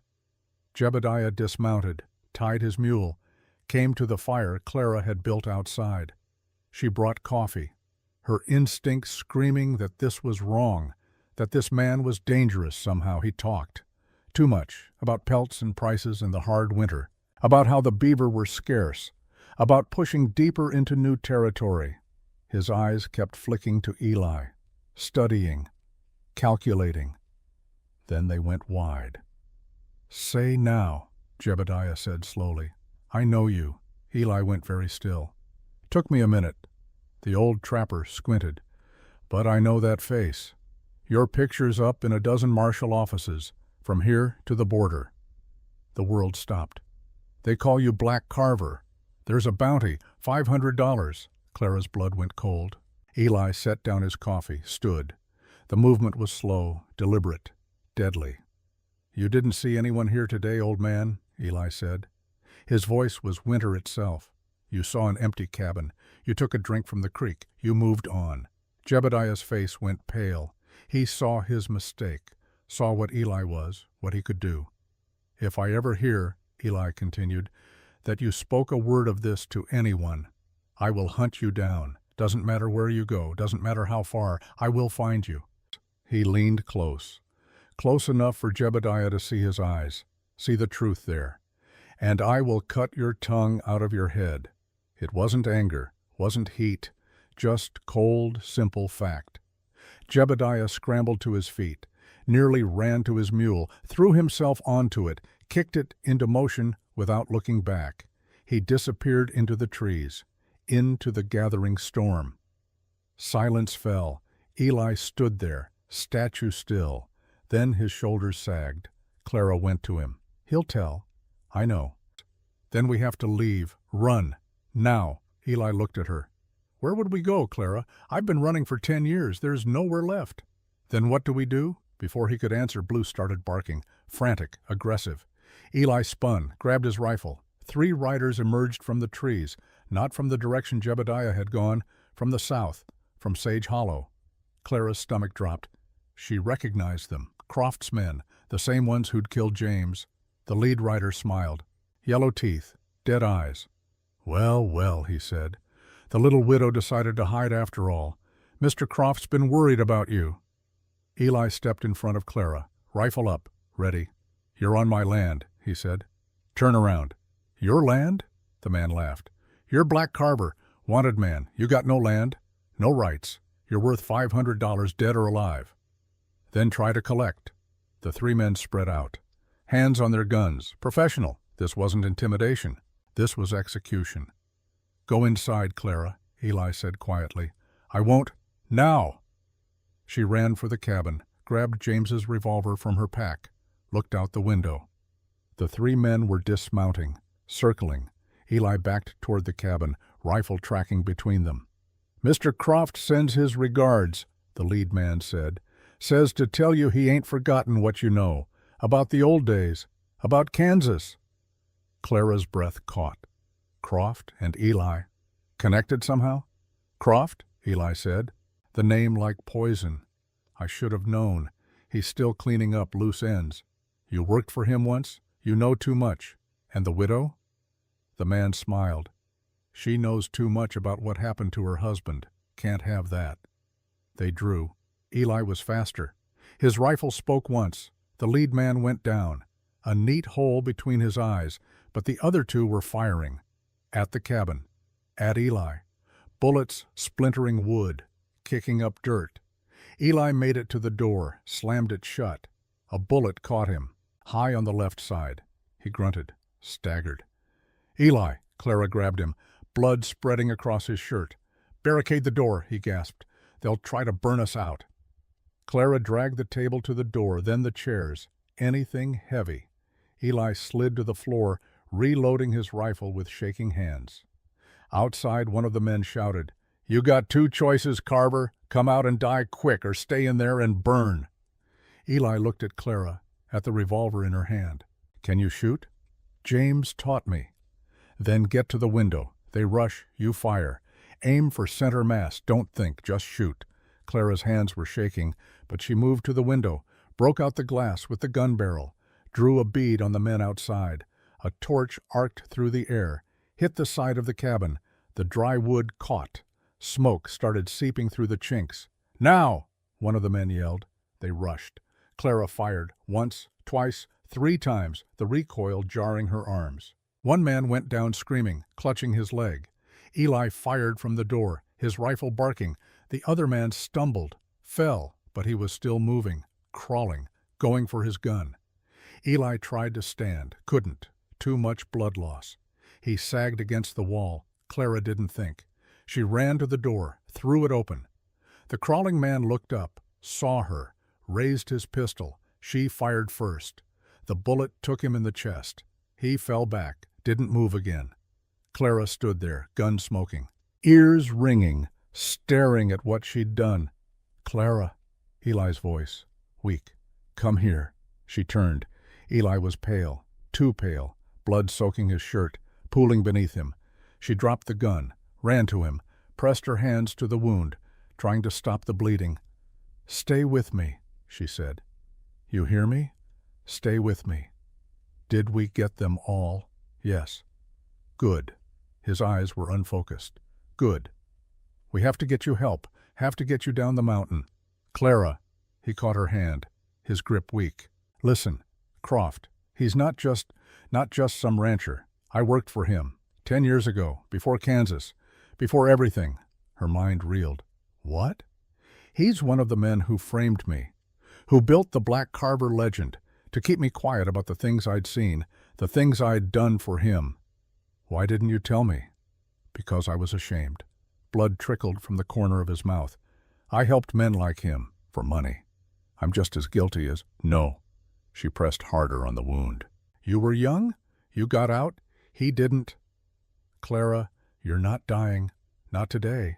Not like this. She looked around frantically. The cabin was burning, smoke getting thicker. They had to move. She got her arms under Eli, tried to lift him. He was too heavy, too big. Leave me, he said. Never. She tried again, desperation giving her strength. Got him to his feet, his arm over her shoulder, her arm around his waist. They staggered to the door, into the cold, away from the burning cabin. Daisy was tied near the trees, panicked by the fire. Clara got Eli to the mare, somehow got him across the saddle, tied him down so he wouldn't fall. Then she grabbed Blue's collar, started leading the horse down the mountain, into the storm, into the unknown. Behind them, the cabin burned, smoke rising into the gray sky, the place where they'd found peace, where they'd healed each other. Gone, but they were alive, for now. In Montana, Red's voice was somber. That's when everything changed, boy. When the running ended and the fighting began. When two people who'd tried to disappear realized the world wasn't done with them yet. Thomas sat forward. Did he die, Eli? Almost. Red knocked ash from his pipe. He'd lost a lot of blood, and that storm, it was one of the worst I'd ever seen. Should have killed them both. But it didn't. No, Red smiled slightly, because Clara Rollins wasn't about to let the mountain take what she'd just found. And Eli Carver? He'd finally found something worth living for. He stood, stretched. But they couldn't hide any more. Croft knew where they were, knew what Eli could testify to, and the only way to stop a man like Croft? Red looked at his grandson. You face him, head on, no matter the cost. The old man walked to the edge of the porch, looked at the stars. That's when they rode down from that mountain together, and Sage Hollow learned what happens when you push good people too far. The storm hit with the fury of something personal. Wind howling like wounded animals, snow driving horizontal, cold that bit through every layer. Clara could barely see Daisy's head in front of her, could barely feel her feet in the stirrups, but she kept moving. Eli was draped across the saddle, unconscious, bleeding.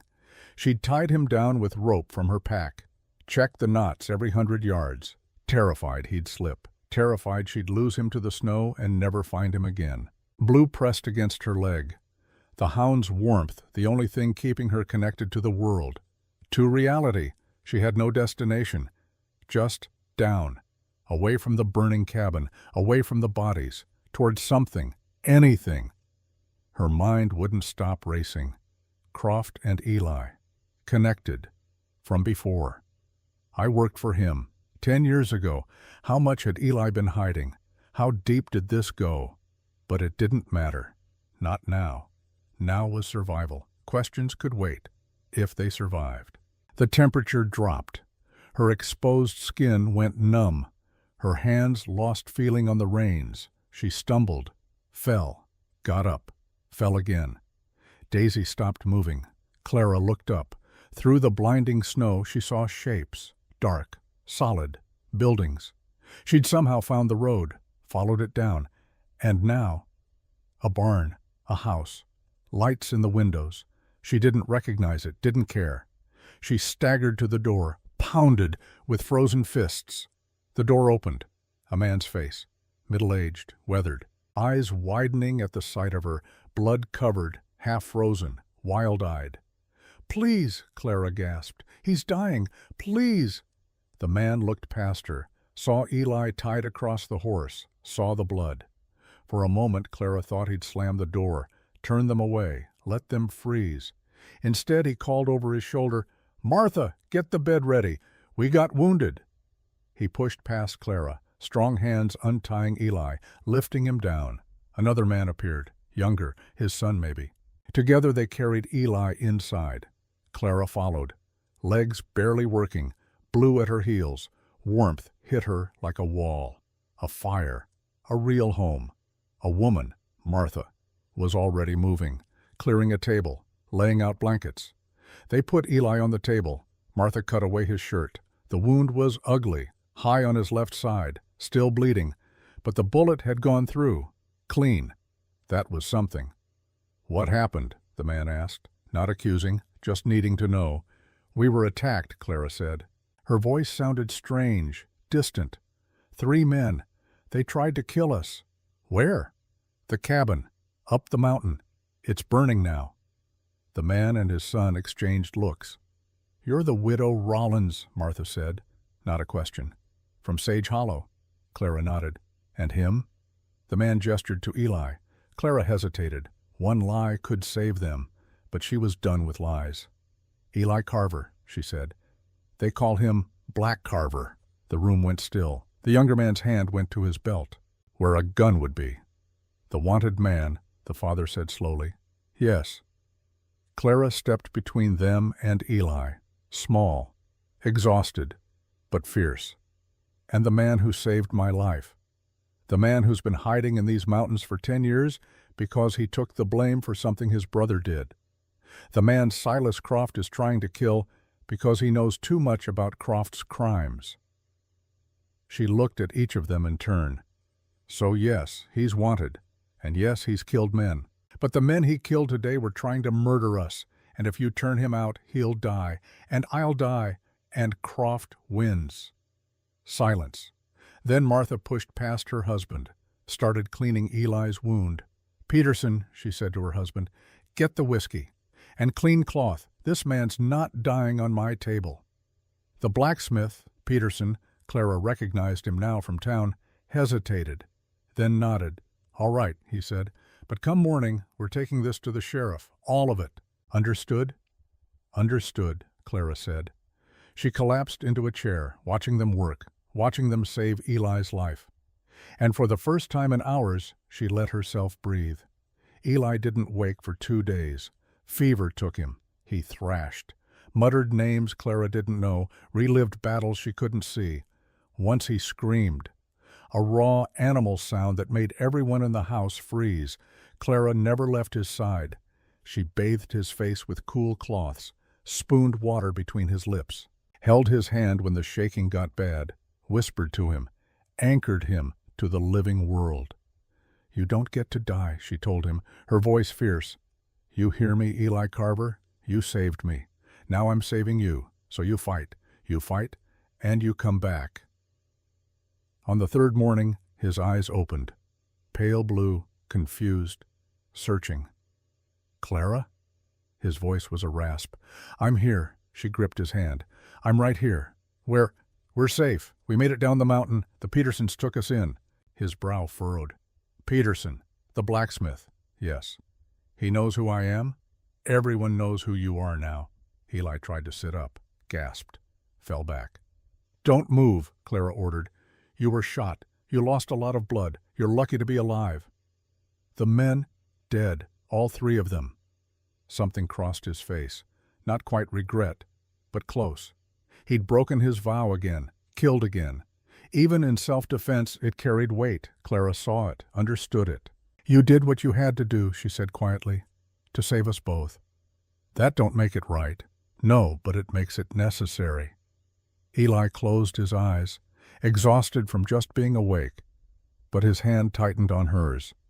"Thank you," he whispered. "For what?" "For not leaving me. In the snow. Would have been easier." Clara leaned close, her face inches from his. "I told you before," she said. "I'm not leaving you, not now, not ever, so you better get used to it." The ghost of a smile touched his lips. "Yes, ma'am."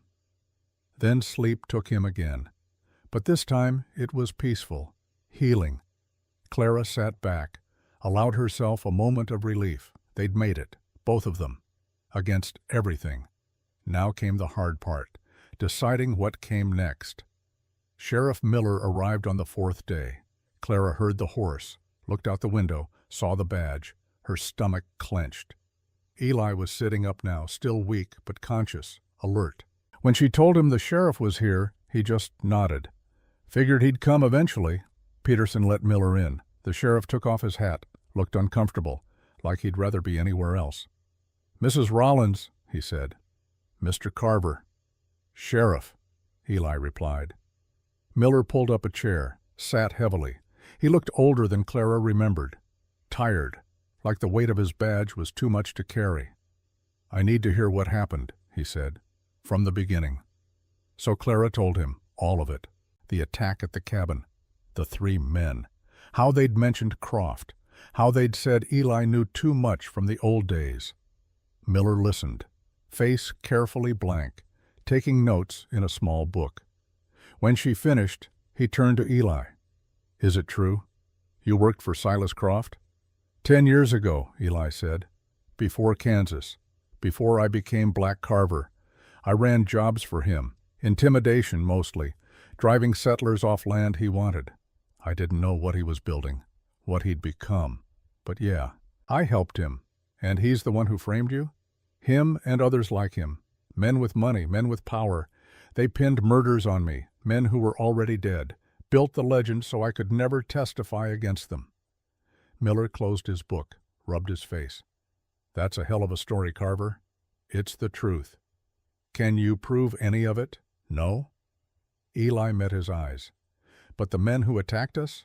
They're proof Croft's scared, proof he's trying to tie up loose ends. Why else send 3 guns after a wanted man hiding in the mountains?" Miller stood, walked to the window, looked out at the snow. "You know what this means," he said. "If you're right, if Croft's been operating outside the law for a decade, using violence to build his empire, killing anyone who gets in his way." "It means the law has to do its job," Clara said. "For once." Miller flinched, but he didn't argue. "I can't arrest Silas Croft on the word of a wanted man," he said quietly. "I don't have that kind of power. He owns half the county, has friends in the territorial government." "Then what can you do?" Clara demanded. Miller turned, looked at her, at Eli, at Peterson standing in the doorway. "I can look into it," he said, quiet-like, "and I can make sure the truth gets heard, even if it don't get justice." "That's not enough." "It's all I got, Mrs. Rollins." Miller's voice was harder now. "I'm one man, in a county run by money and fear, but I'll do what I can." He put his hat back on. "In the meantime, you two should leave. Get out of Wyoming. Start somewhere fresh.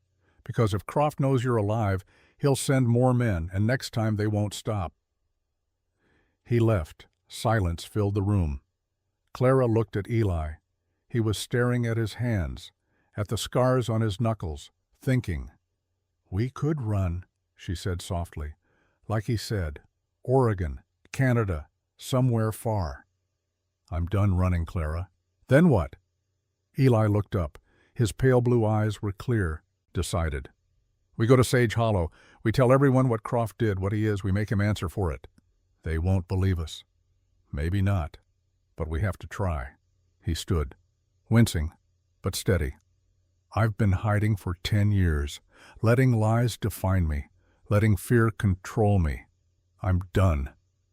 Clara stood with him, faced him. "If we do this," she said, "Croft will try to kill us. Again." "I know. And the town might not stand with us. I know that too. We could die." Eli's hand found hers, rough, scarred, but warm, real. "Then we die fighting," he said. "Together, for the truth. That's better than running, better than hiding." Clara looked at this man, this broken, honorable, impossible man, who'd saved her, who she'd saved, who'd become everything she didn't know she needed. "All right," she said, "together." They rode into Sage Hollow 3 days later, midday, bright sun, the street full of people going about their business, the normal rhythm of frontier life. Then someone saw them. Word spread like fire. People stopped, stared, whispered. The widow Rollins and the wanted man, riding down Main Street together, not hiding, not sneaking, bold as brass. Clara felt every eye on them, felt the judgment, the fear, the curiosity, but she kept her chin up, kept Daisy walking steady. Beside her, Eli rode straight-backed, his left arm in a sling, but his right hand free, resting near his pistol. They stopped in front of the sheriff's office, dismounted. Eli unbuckled his gun belt, held it out to Clara.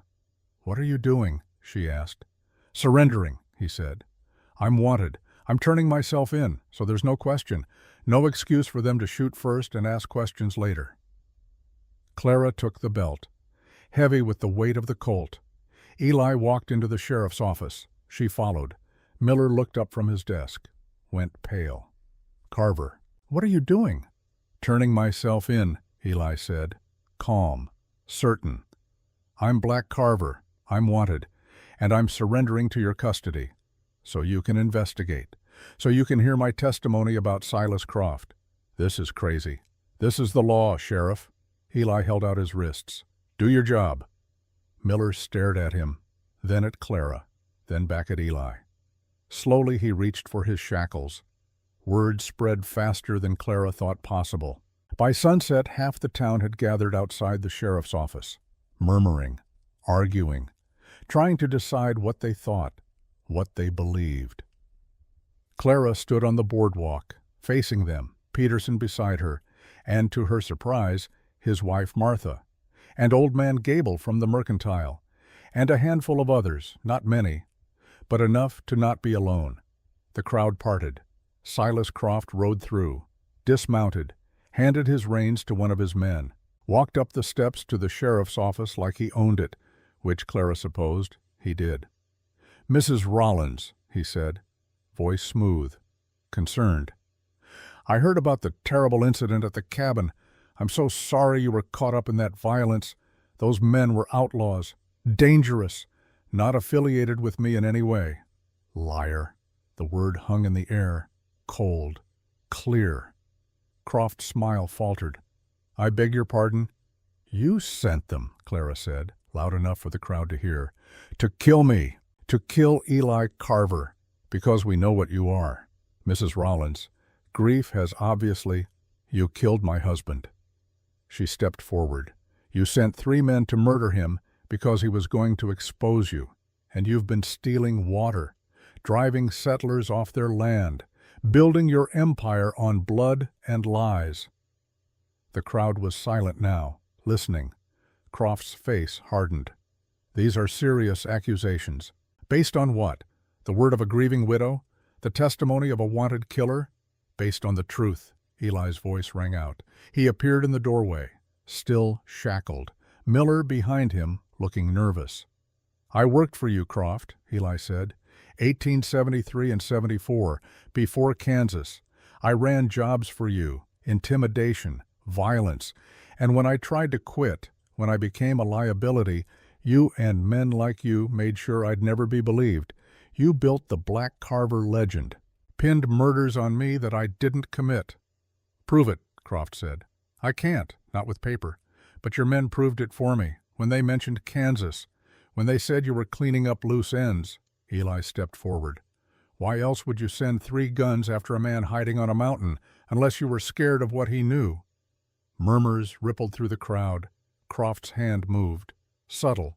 Signaled to his men positioned around the square. Miller saw it, stepped between Croft and Eli. "That's enough," the sheriff said, his voice shaking but firm. "Mr. Croft, I need to ask you some questions. About the incident at the cabin. About the men who died there. This is absurd. I also need to ask about the death of James Rollins and the allegations of water theft and land acquisition through intimidation." Croft's eyes went flat. Dangerous. "You're making a mistake, Sheriff." "Maybe, but I'm making it anyway." For a moment, Clara thought Croft would give the signal. Thought his men would draw. Thought the street would erupt. Then a voice called from the crowd, "Sheriff's right. We got questions too." Peterson stepped forward, hammer in his hand. Not a weapon, just a tool. But the message was clear. "My well went dry last summer," Peterson said, "right after water started flowing heavy on Croft's land. Coincidence?"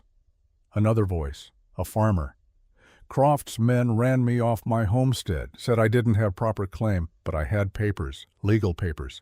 More voices, more stories. One by one, people Croft had hurt stepped forward. Not many, but enough. The dam was breaking. Croft saw it, saw his control slipping. His face went cold. "This isn't over," he said, low, to Miller, to Clara, to all of them. He turned, walked to his horse. Clara started after him. "You don't get to just leave." Gunfire erupted. 6 riders burst from the alleys. Croft's men, guns drawn, firing into the air, scattering the crowd. "Everyone down!"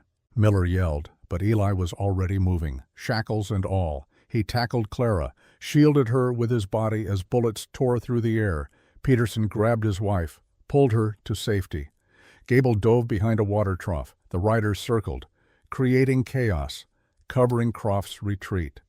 Then more gunfire, different, answering. From the rooftops, from doorways, from windows, townspeople, armed, shooting back. The tide turned. One of Croft's men went down. Then another. The rest spurred their horses, trying to escape. But the town had had enough. Peterson stepped into the street, raised his rifle, fired. Clean. Precise. A rider fell. Martha appeared with a shotgun, fired into the air. Horses reared, panicked. It was chaos. Noise, smoke, fear. And in the middle of it, Clara saw him. One of Croft's gunmen, the one who'd been at her homestead, who'd stood there while James was murdered. She recognized the scar on his face, the sneer. He was raising his pistol, aiming at Eli. Clara didn't think. She grabbed James's revolver from her belt, drew, fired. The man jerked, looked surprised, fell from his horse. She'd shot him, killed him. The world went quiet, even in the chaos. She could only hear her heartbeat, could only see the body in the street. Then Eli's hand on her shoulder, grounding her. "It's over," he said softly. "Clara, it's over." She looked around. The shooting had stopped. Croft's men were dead or fled. The street was full of smoke, of scared people, of something that looked almost like justice. Sheriff Miller was standing in the middle of it all, gun drawn, looking shocked. "Jesus Christ," he whispered. "What have we done?" "We fought back," Peterson said. "Finally." Croft was found 3 days later, his horse, riderless, near the territorial border, his saddlebags full of gold and papers, evidence of everything he'd done, everyone he'd paid off, every crime he'd committed. But Croft himself was gone, disappeared. Whether he'd fled or met some other end, no one knew. His ranch was seized, his assets frozen. The web of corruption he'd built collapsed. It wasn't perfect justice, but it was something. Miller started a real investigation, with territorial marshals, with witnesses willing to talk now that Croft's shadow was gone. The truth came out slowly, painfully, but it came, and Eli's case was reviewed.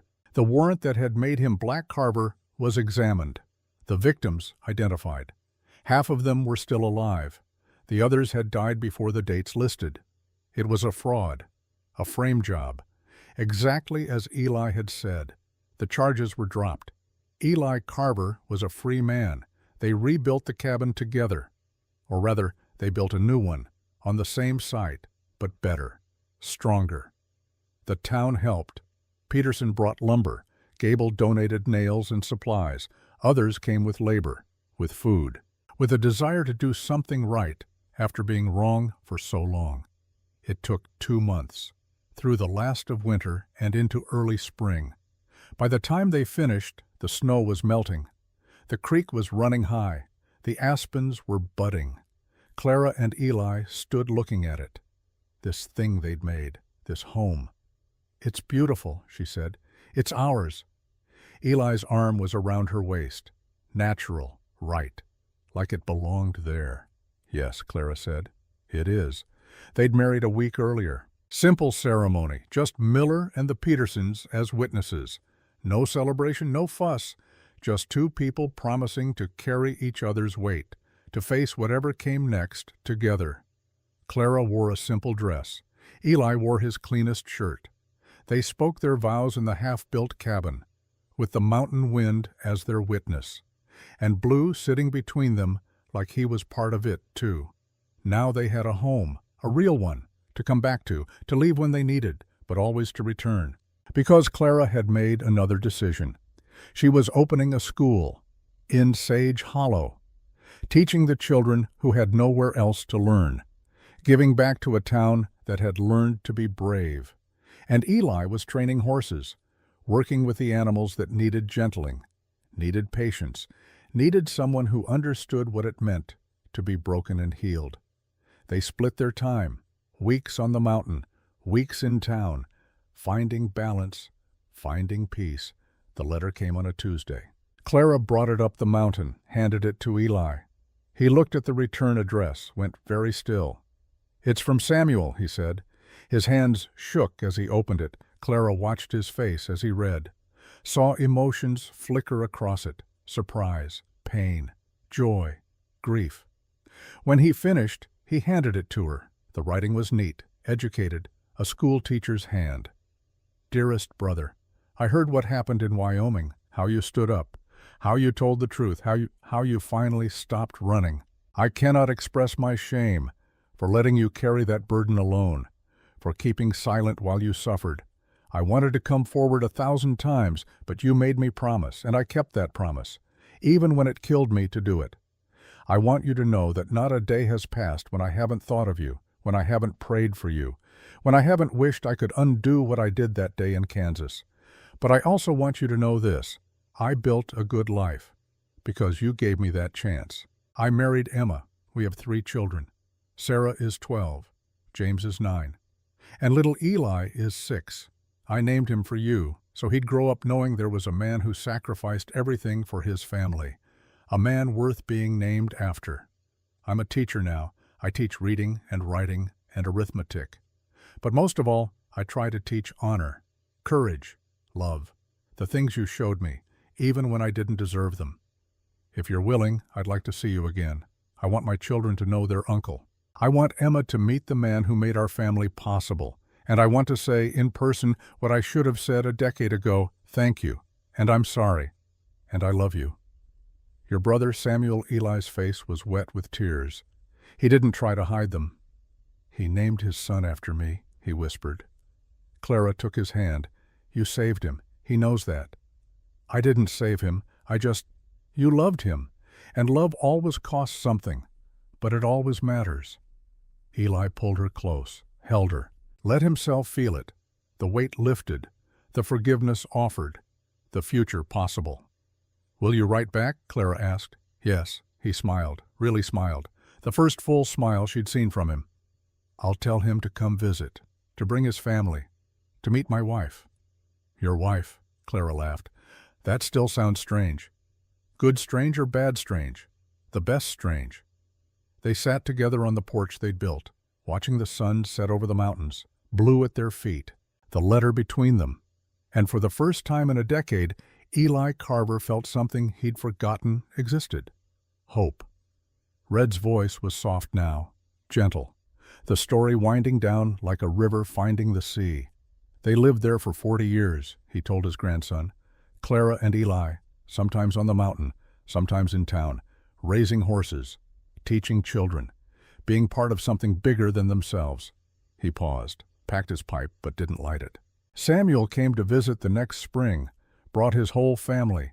Eli met his nephew, the boy named after him. They were strangers at first, then brothers again, the way they should have been all along. Thomas was quiet, absorbing it. "And Croft?" he asked. "What happened to him?" "Never found him. Some say he died in the mountains. Some say he made it to California and died an old man. Nobody knows for sure." Red shrugged. "Sometimes justice is a hanging. Sometimes it's just watching evil destroy itself." "That's not very satisfying." "No," Red agreed. "But it's true, and truth matters more than satisfaction." He looked at his grandson.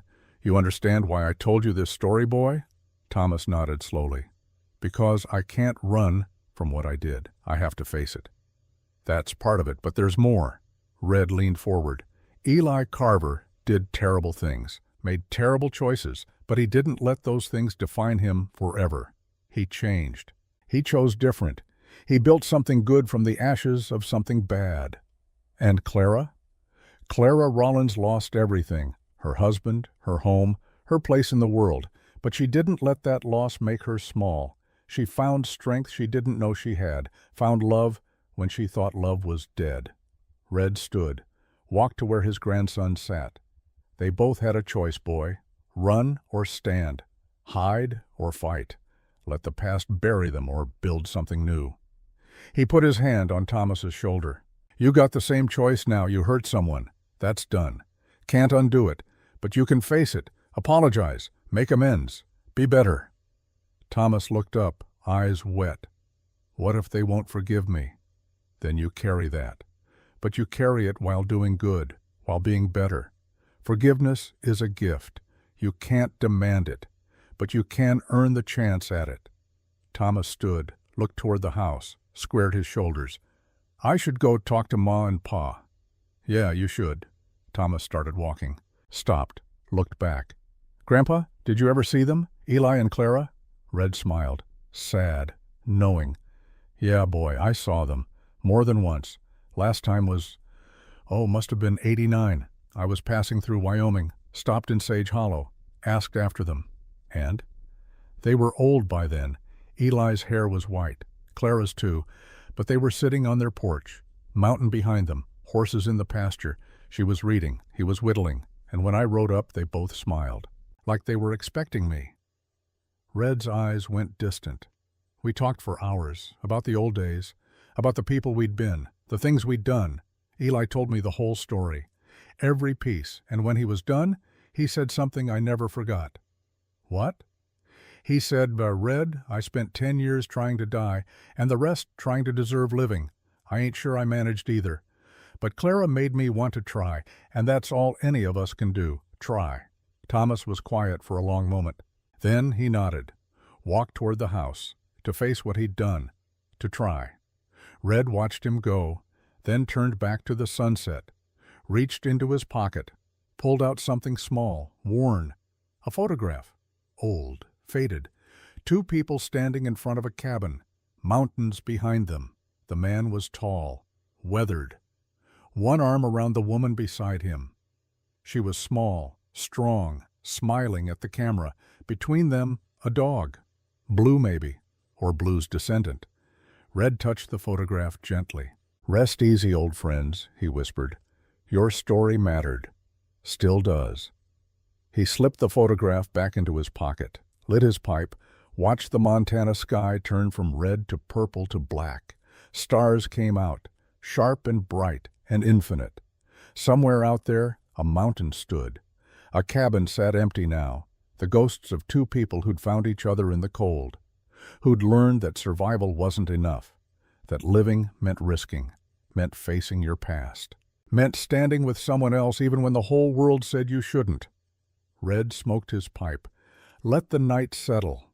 Tomorrow his grandson would face consequences, would apologize, would begin the long work of being better, just like Eli had, just like Clara had, just like anyone who'd ever been broken and chose to heal. The wind picked up, carrying the scent of sage and distance and possibility. Red smiled. Good story, he said to the stars, to the night, to no one and everyone. Good story. In a small cemetery outside Sage Hollow, 2 headstones stand side by side. Eli Carver, 1846 to 1924. He chose to live. Clara Rollins Carver, 1859 to 1926. She taught him how. Between them, smaller stones mark the graves of loved ones, friends, family, a community built from courage. And on the mountain above, a cabin still stands, rebuilt many times, lived in by many people, but always remembered as the place where 2 ghosts learned to be human again, where a widow and a wanted man found something the world said they didn't deserve. Peace.